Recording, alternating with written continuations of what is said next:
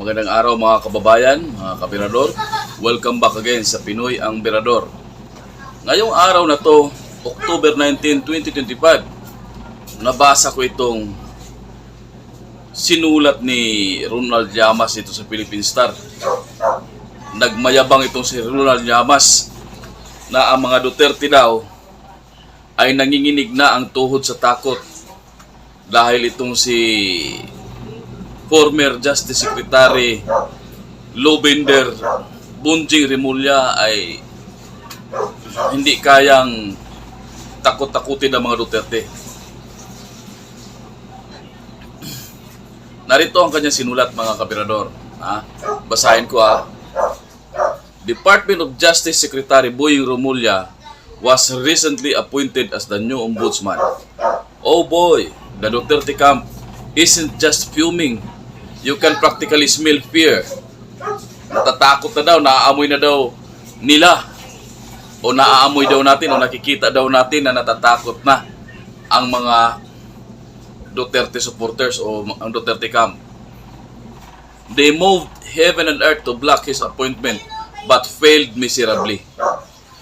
Now, their knees are shaking like how they pathetically dance to budots. Yabang, no? Sino bang natatakot kay Boying Rimulya? Ako bilang supporter ng mga Duterte, hindi ko si pinagyayabang kahit anong oras. Kahit anong oras, hindi ko si pagyayabang. Kung gusto niya ng manumano, pwede. Ang yabang nito Llamas na to no? Porkit naging kakampi lang nila lahat. Kasabwat na nila lahat. Ang mga Duterte ay ginaganito nila. Okay, nagkakamali kayo dahil lahat ng mga Duterte at saka mga kumakampi sa Duterte ay hindi basta-basta yan. Hindi kami basta-basta nagpapatalo. Lumalaban kami hanggang sa dulo. Sabi niya dito, mahaba itong sinulat ni Ronald Llamas The Dutertes and their minions know Boying is no pushover. Hindi daw kayang takot-takutin si Bunjing Rimulya. He can't be easily bullied. Hindi daw madali-daling basta-bastang nabubuli. Sino kaya ang nambubuli? Itong gobyerno ito ang nambubuli. Yan si Bunjing Rimulya na nambubuli. Kita mo yung anak niya nahuli ng high-grade marijuana. Anong nangyari? Dismiss ang kaso. Sabi niya pa dito, he's not the type to be rattled by trolls or fake news.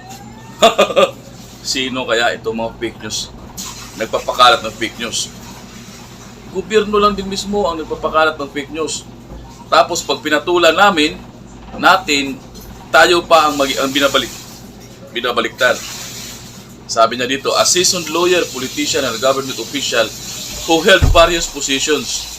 He clearly knows what's demanded on him right away. And the Dutertes, by design or in the course of the pursuit of justice, will inevitably face Rimulya.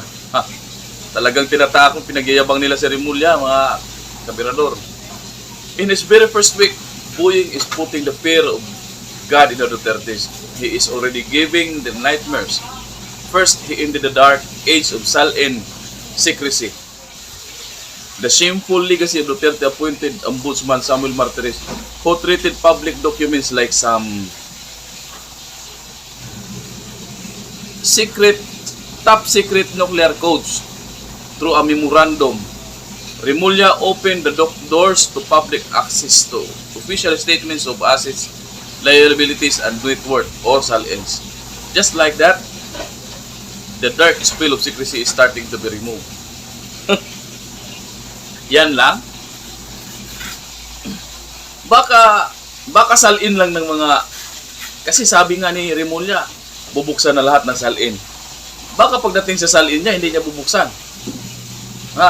Baka salin lang ng mga kalaban sa politika ang bubuksan. Hindi naman tayo no? Yabang talaga nito ni Llamas. Naging naging kakampi lang nila ito si Marcos, parang Adik na rin to si Llamas. Feeling sikat na rin. Feeling sikat na rin. Oh, ito pa, sabi niya. Second, Remulla ordered a review of a multi-billion Parmali case involving the Duterte administration. Multi-billion?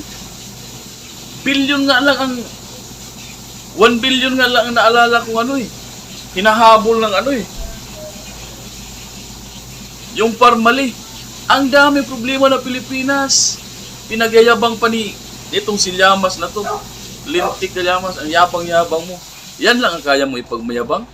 Si Boying Remulla. Sus, Ginoo.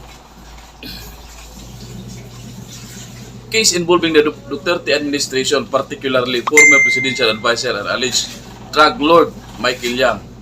Oh, drug lord si Michael Yang, bakit hindi nyo kinasuhan ng sa droga?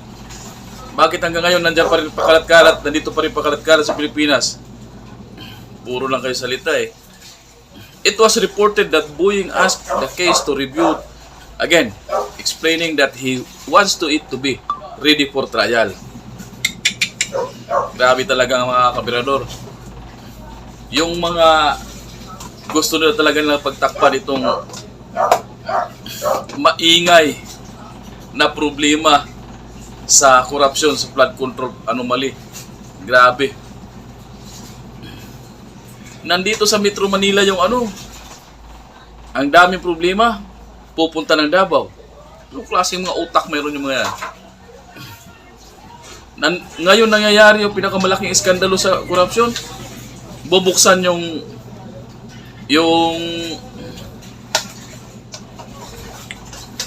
Parmali. Anong klaseng utak mo yan? Sus, Ginoo.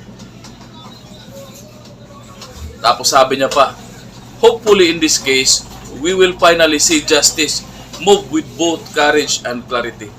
So ibig sabihin ba hindi nagkaroon ng justice yung mga sangkot sa ano? Sa Parmali? May nakulong ah. Maraming nakulong ah. Basta talaga pag mga Duterte gusto talaga nilang palabasing ano, kurakot. Eh bakit hindi nila kinasuhan si Duterte ng ano?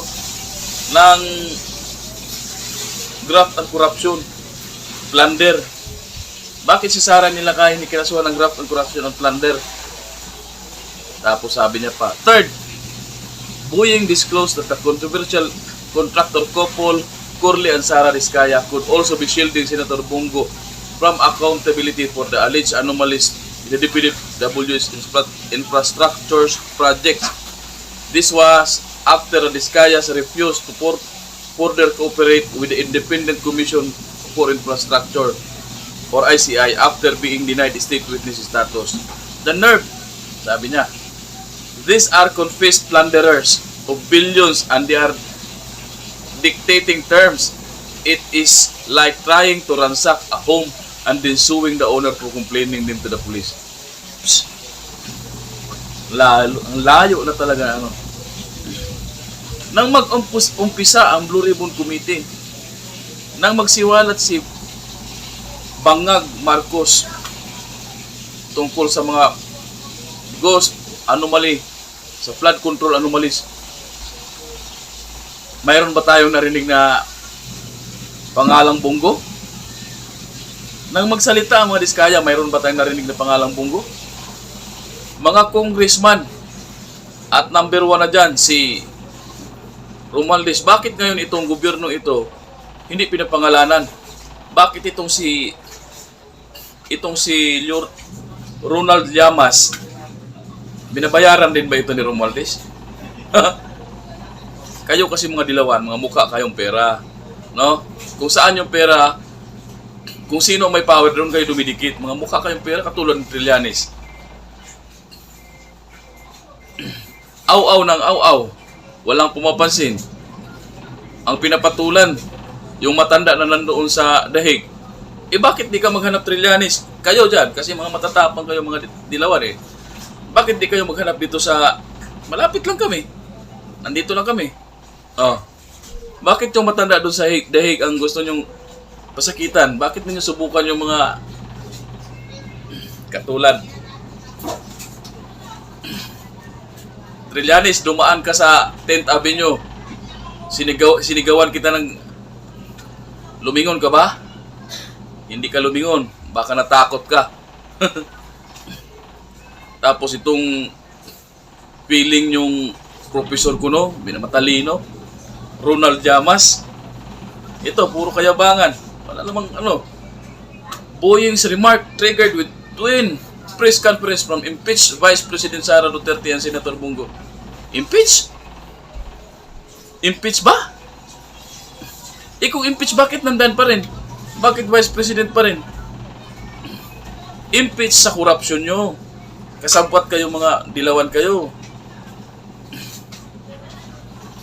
Vice President Sara Duterte and Senator Bongo, Sara before distributing free pandesal to passers-by.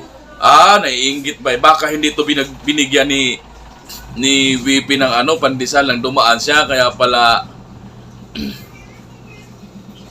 pala na no? Before distributing free pandesal to passers-by, as if that could wash away that stench of corruption, cried foul over the unfair treatment her family was supposedly getting unfair till that the thousands killed under murder of sign. Andiyan na naman tayo sa thousands killed. Bakit wala kayong mapangalanan? Kahit 1,000 lang. Bakit hindi niya mapatunayan na mayroong 1,000 na namatay? Ito. Tayo mga kabirador, mga kabayan, mga kapwa ko Pilipino, sa mga kapanood nito, pasensya na kayo kung medyo naging tayo, kasi nadadala lang din tayo ng ating sariling emosyon. Sobra-sobra na po kasi ito pagmamayabang nito mga taong ito. So yun mga kabirador, papayagan ba nating minamaliit nila tayo? Lalong-lalo na yung mga kinakampihan nating Duterte. Minamaliit na mga dilawang ito na wala namang mga silbi sa bayan, kundi puro pangungurakot, puro pera lang ng bayan ang hinahabol. Huwag natin payagan mga kababayan, mga kabirador. Patuloy natin paglaban natin mga karapatan hanggang sa matapos na itong korupsyon na pinagagawa at pinangunguluhan nitong bangag na administrasyon. So yun lang mga kabirador, maraming salamat. Don't forget to like, share, and subscribe.